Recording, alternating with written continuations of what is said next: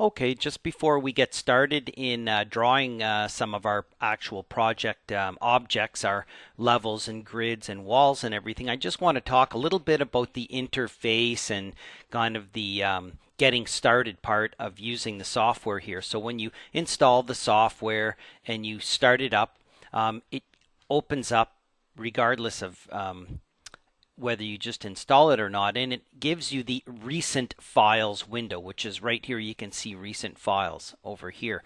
So it's going to show you the last projects that you've opened. It lists 4 of them. You can see it says projects, then there's a line here, the last families that were opened or used, and families are like AutoCAD blocks or MicroStation cells. So families are very important, and we'll talk about that in the advanced lessons. We're not going to build a lot of families, but we will talk about families. So families, and then there's a resources section down in here where you can go in and get some more information. So this is the recent files window right here. And if you ever want to get back to it, you can go here on the top where it says view.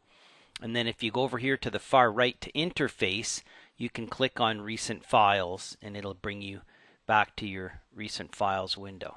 So back to here, user interface, turn it back on, double click on here to maximize it.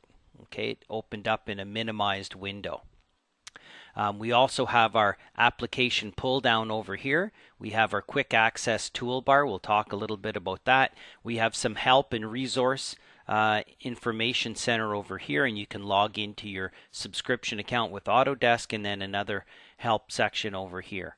And then underneath that we have our different tabs, and this will look different once we actually get into a project. And we have some little pull downs. Keep an eye out for all these little miniature pull downs that are going to be available all over the place. So you kind of keep an eye out for those little flyouts and pull downs.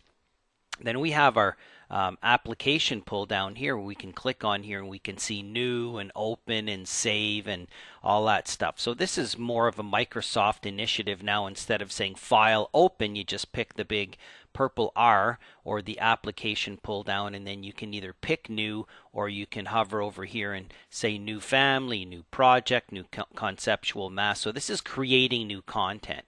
Over here we can open projects and families and Revit files and IFC files and building components and stuff like that. We have our save as. Again, if you hover save as, well, we're not in a project, so we can't really do any sort of saving. We can export. Okay, we can, depending on where we are, it's going to give us more options here. You'll notice also down here there can be another little flyout. Keep an eye out for flyouts here. Keep an eye out for flyouts in these guys over here.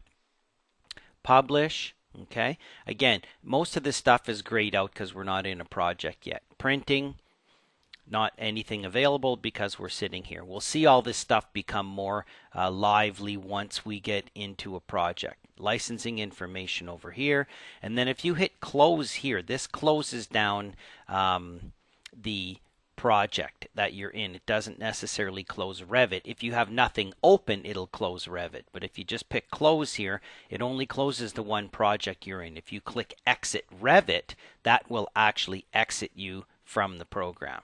Okay, so that's a little bit different because you can have more than one project or one family open at a time. While you're using Revit, you can have multiple projects and multiple families open. Okay, so just a get your feet wet here on the recent files window, and we'll continue to talk more about the interface in the next few lessons.